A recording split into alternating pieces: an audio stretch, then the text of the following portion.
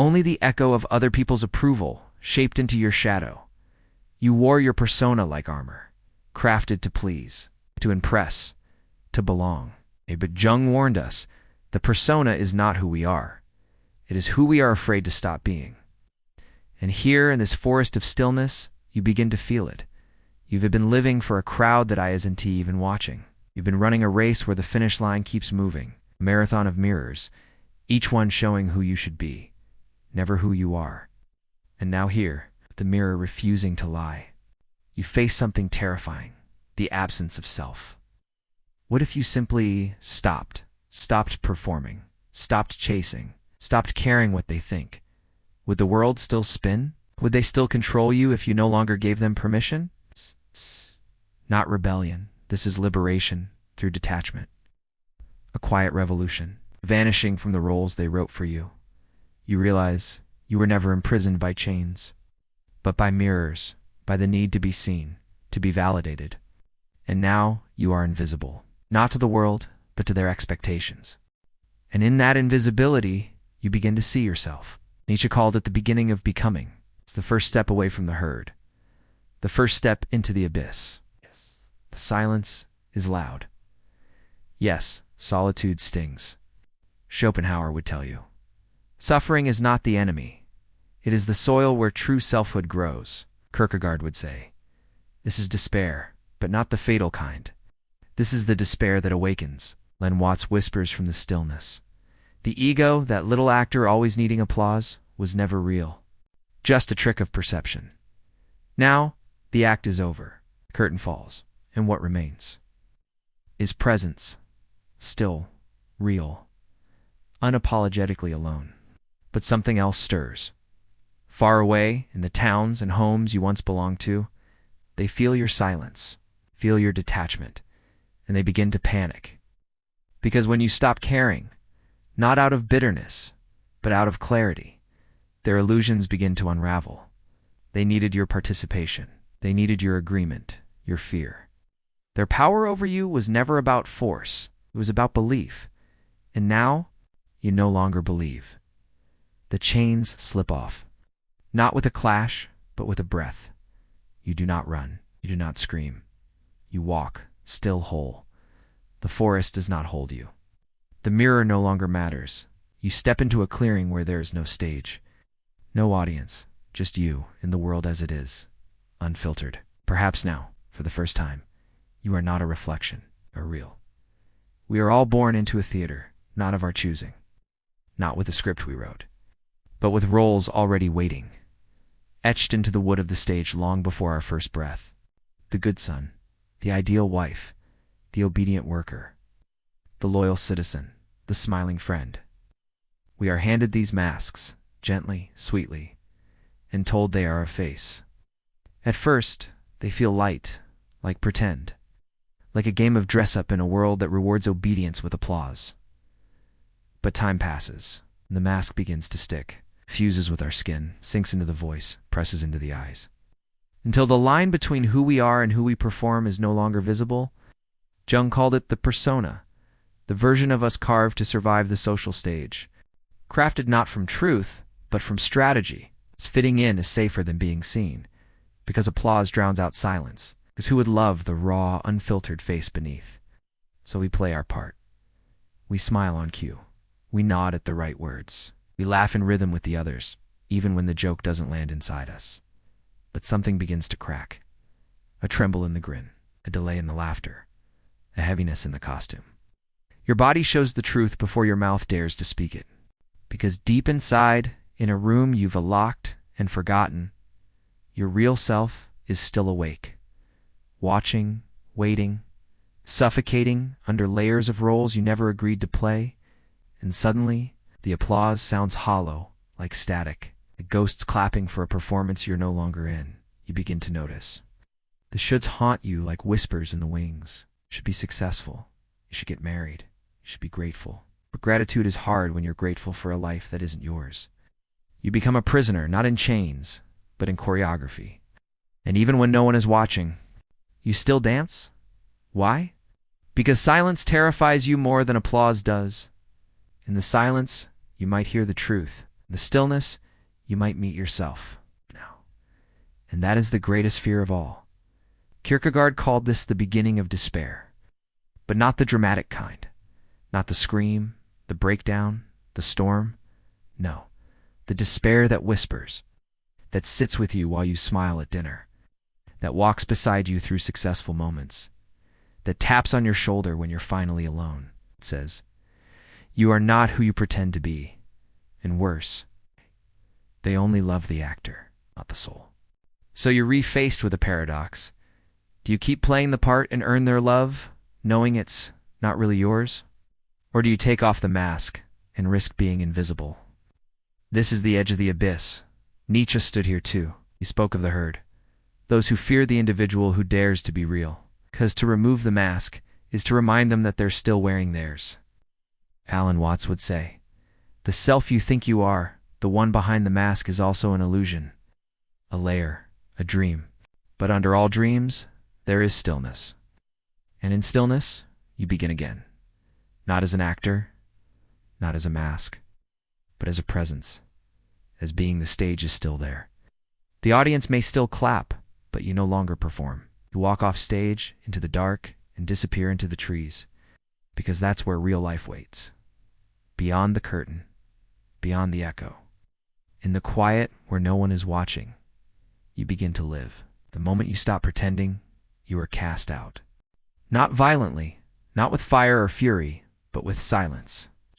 The applause you once lived for disappears, as if it never existed. And you find yourself outside the theater, outside the tribe, outside everything you thought was you. This is the exile of authenticity, where the smiles vanish, the phones stop ringing, the invitations dry up like autumn leaves on empty ground. You're no longer who they wanted you to be, so you are no longer seen. Now begins the wandering, not in the world, but in the self. You drift through a fog of not knowing, where certainty dies, where identity unravels, where the map you lived by burns. This is the in-between, a borderland between illusion and truth, between mask and essence, between the life they gave you, the self you've yet to meet. Nietzsche spoke of it, the abyss that stares back, not as punishment, but as a passage. You thought it would feel like freedom, but it feels like grief.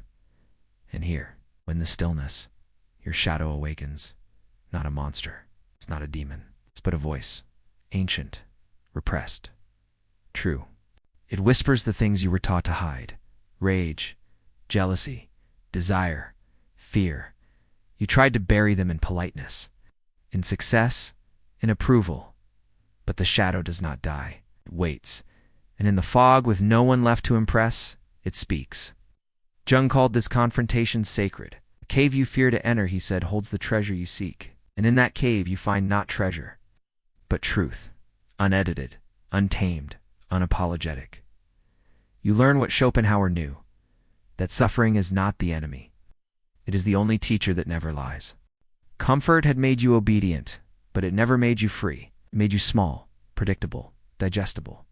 And now, with no title, no role, no smile to wear, you are finally alone. Kierkegaard would call this despair, but not despair that destroys, despair that unveils. You are no longer anyone. And in that emptiness, you begin to feel the pulse of something ancient. Not purpose, not identity, but I will. Your own, faint, flickering, but yours. Alan Watts would smile gently here. He would remind you are not your roles. Not your fears, not even your thoughts. The self, he said, is not a thing. It is a process, a flow, an unfolding. And this fog, this nowhere, is not a failure. It is the chrysalis. Not death, but transformation. There is no guide, no guru, no certainty, only silence.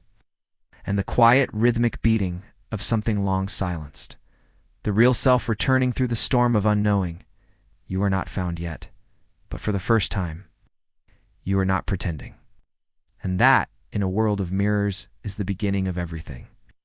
When you stop caring, the world doesn't stay quiet.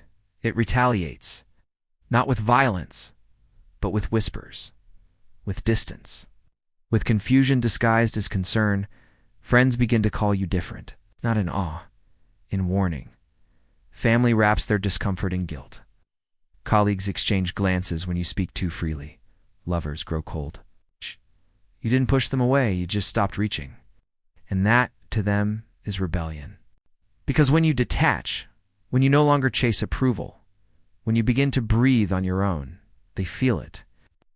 The individual who steps out of the herd is not welcomed with curiosity. They are mocked first, then hated. Not because they are wrong, but because they reflect what others dare not face. Your detachment reveals their dependence. Your stillness unmasks their noise. Your silence echoes louder than all their scripted laughter. This is confrontation. But not with them, with yourself. Because the herd is not only out there. It lives in you, in your habits, your reflex to explain, your ache to be understood. Now you are alone, not physically but existentially. And the question rises like smoke. Are you strong enough to stand in your own truth without applause? To be misunderstood and not shrink? To walk into solitude and not beg for company? Kierkegaard called it the leap of inwardness. A risk so quiet, so invisible to the world that only the soul feels its depth. To leap inward is to let go of all social safety. To fall away from masks. Into the unlit cave of the real self. Not the heroic self, not the perfect self. But the one you've buried beneath years of agreement. You've stopped pretending.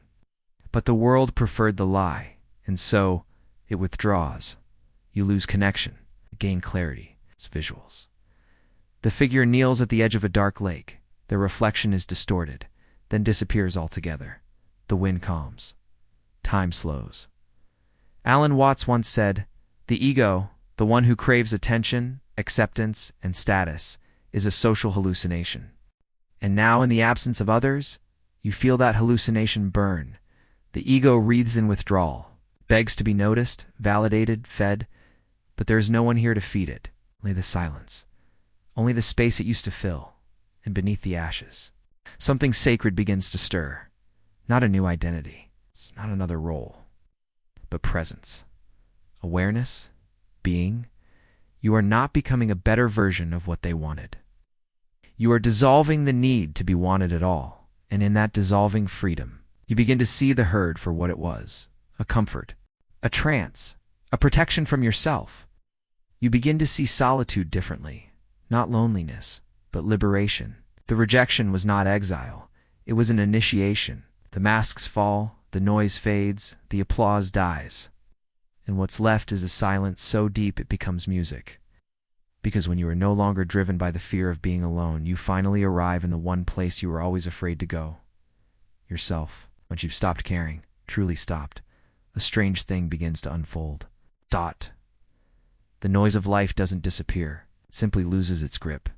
The goals you once clung to, the applause, the ascents, the image in the mirror, they begin to flicker and dissolve like smoke. And for the first time, you sit in a quiet room. No more chase, no more theater, just breath, and the unbearable softness of being. You thought it would feel like despair, but it doesn't. It feels like clarity, like waking up from a fever dream you didn't know you were trapped in. Schopenhauer said, "Desire is endless suffering, because the moment you reach the mountaintop, you already fear the fall, already crave the next.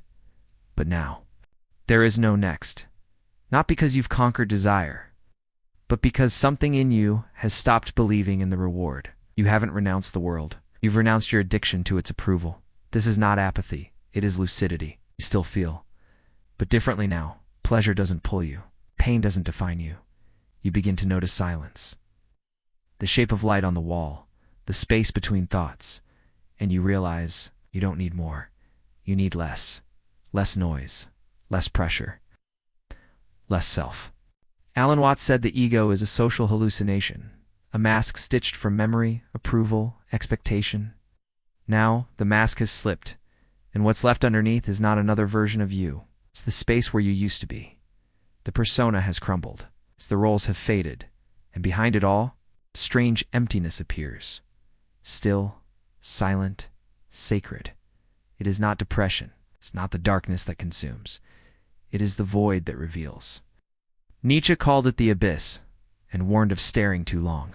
But he also spoke of the Bermensch, the one who creates value from within, who dances on the edge of meaning, not needing consensus to exist. This is where that journey begins. What dies here is not life's meaning. It is society's meaning. The meaning that was sold to you in songs, billboards, and promises. The meaning that kept you running toward applause and away from yourself. And in its place, a space opens, not filled, not understood, but felt.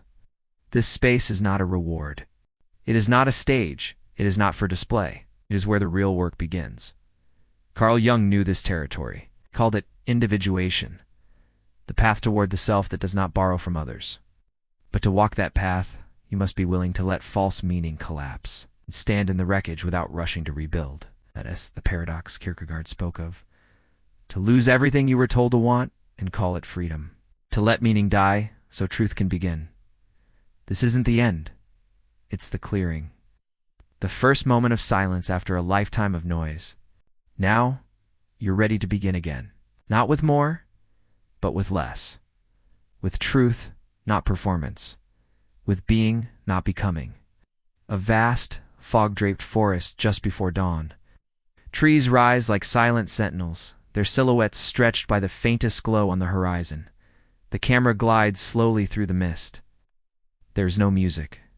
Just the sound of wind brushing leaves and distant, hollow silence. In the stillness, you hear it.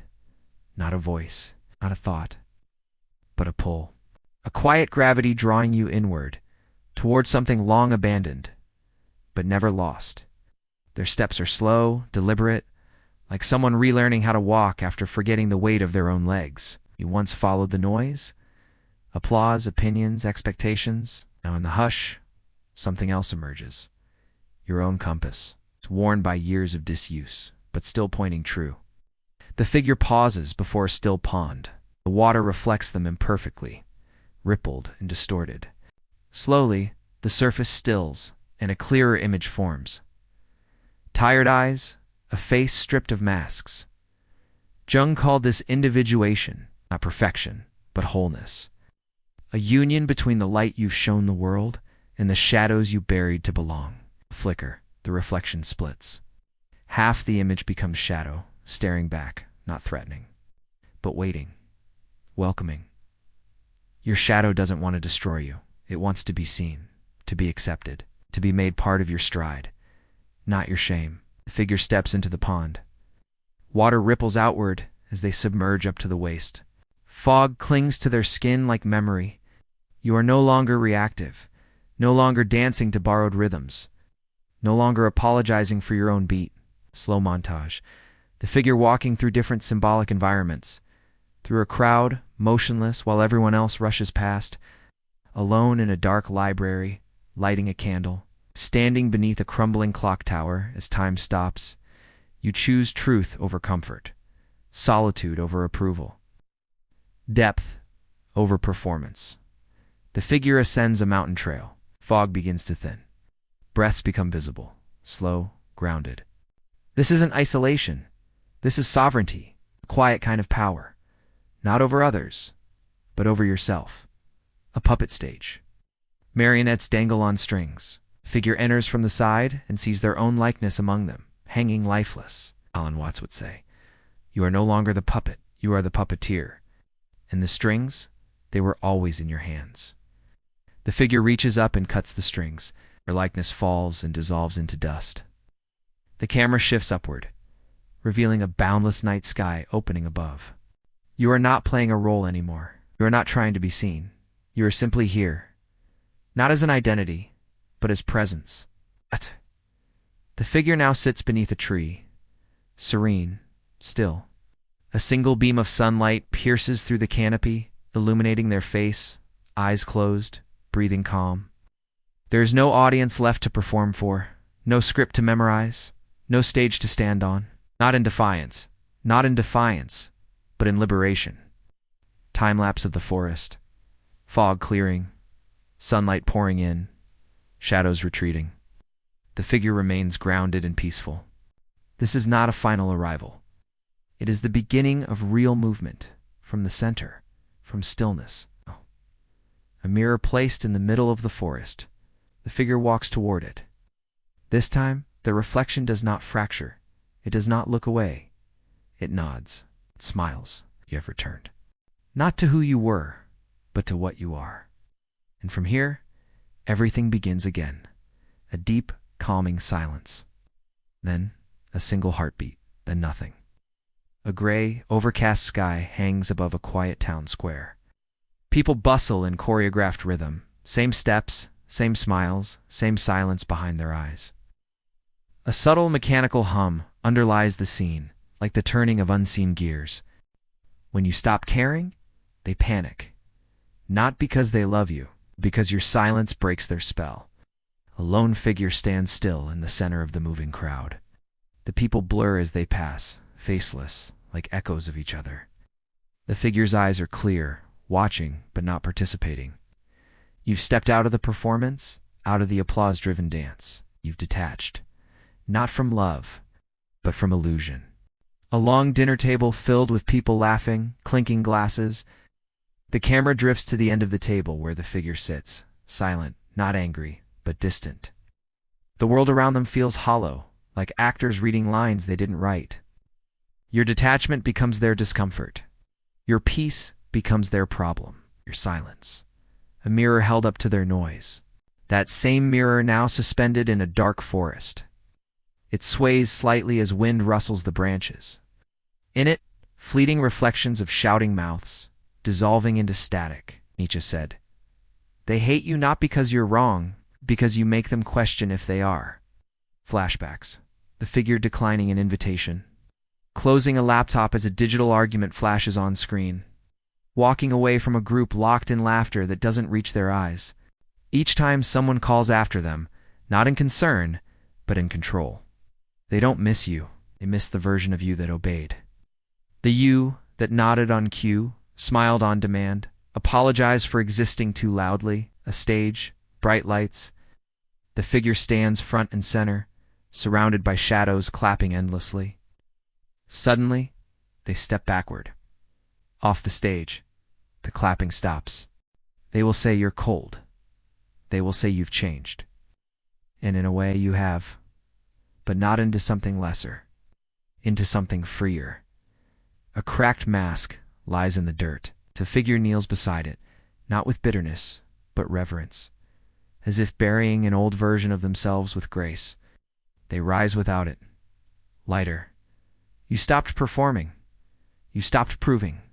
Can't handle that kind of stillness. A sea of people screaming at televisions, into phones, at each other. The figure walks through them, untouched, wrapped in a quiet so deep it muffles the noise like snowfall. You've become the pause they're terrified to hear, the breath they forgot to take. The space between the notes, where truth hides, a barren hallway filled with closed doors. One by one, the figure opens them, each revealing a memory where they once said yes when they meant no. Then, one door opens to a forest. They step through. They call it selfish. But this is self-respect. Solitude is not exile. It's a return to what you were before the noise told you who to be. The forest again, thick with fog like memory. But now the mirror returns. This time, it does not reflect a face. It reflects motion, open sky, unchained limbs, the vastness within. The mirror in the forest doesn't show your face anymore. It shows your freedom, not who you are, but who you are when no one is watching. The figure runs barefoot through the woods, leaves scattering behind them like dead expectations. They stop atop a cliff's edge, breathless, whole. Carl Jung spoke of individuation, the slow, sacred shedding of everything borrowed. Not rebellion, but revelation. A candle in the dark. The figure lights it, and the shadows retreat, not in fear, but in understanding. You are no longer one of them. Not because you rose above, but because you returned within. The camera pans upward, tall trees swaying, wind moving through branches like ancient breath. A final shot of the figure, eyes closed, smile faint. You woke up, and now the world feels different. Not louder, but quieter, not smaller, but truer. A deep exhale, then stillness, then the soft sound of leaves falling. One by one, You return to the world. But something in you is different. You do not walk as you once did, reaching, striving, performing. You do not chase eyes to meet your own. The mask has fallen. Where there was once applause, now there is space. Quiet, expansive, sacred, visual. A mirror hanging from an old tree reflects not the face, but the open sky. A bird lands on a branch, then flies. You carry your silence not as a shield, but as a kind of gravity, quiet presence that pulls things inward, not attention, but truth. Carl Jung called this individuation, not perfection, but integration. You are not just light or shadow now. You are both. You are whole. And in that wholeness there is no longer a need to convince. You do not persuade. You simply are. Visual. The figure walks through a town square bustling with activity. People shout, laugh, sell, perform, but the figure doesn't stop, doesn't rush. Eyes glance toward them, uncertain, almost reverent, but they pass on. You speak less, but say more. You move slowly, but arrive deeper. Laugh. But it comes from the chest now, not the throat. You live not to prove, but to feel.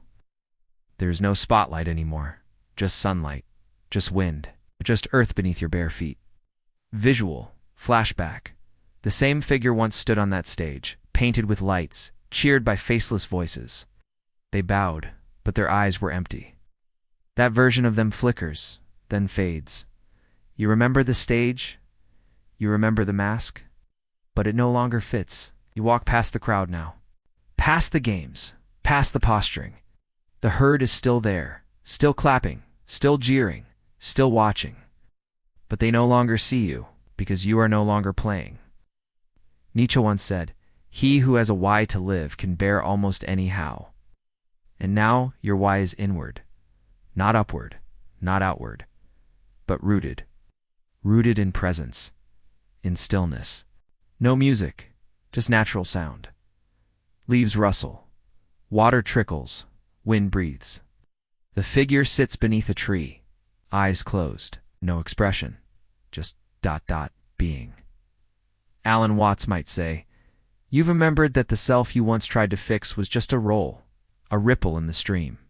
And now the stream flows through you, without resistance. You do not need to transcend others. You do not need to fix the world. You just need to be real. And when someone becomes real, they are felt, not admired, not envied, but sensed, deeply, unforgettably. Visual. A small child watches you pass. She doesn't smile, but her gaze lingers. Then she imitates you, removes her shoes, steps off the pavement, into the grass.